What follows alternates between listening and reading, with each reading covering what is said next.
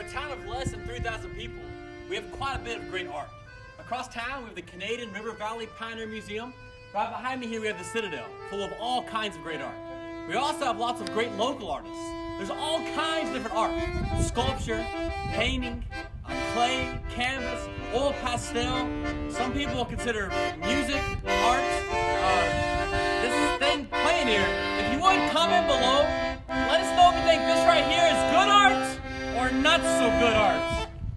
How could it not be good art? It involves an accordion. I guess that's true, but really there's all kinds of different preferences when it comes to art.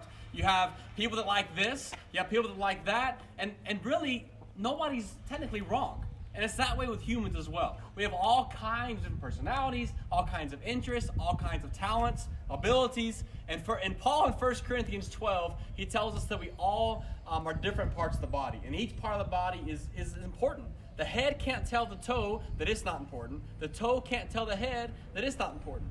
Each part of the body plays a huge role in the overall function of the body.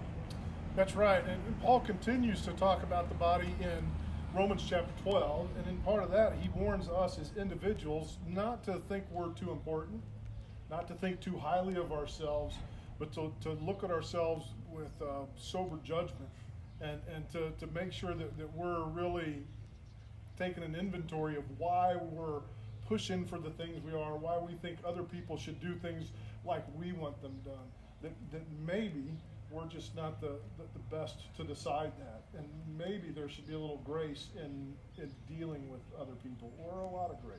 That's true. Paul also says in Philippians chapter 2, verse 4, that not looking to your own interests, but each of you to the interests of others. So maybe it's time that we go out and reach out to our neighbors and ask how we can help. Reach out to our fellow brother, fellow sister, and stop worrying so much about us and start thinking about other people. Not only how we can help them, but also embrace their talents, embrace their abilities, and the role they play in the overall body. And that is extremely important, because if we can't figure it out now, how are we going to figure it out in heaven? Because I got news for you.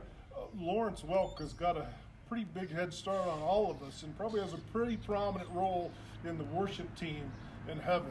And so we might ready ourselves for a little bit of accordion polka when eternity comes around for each one of us.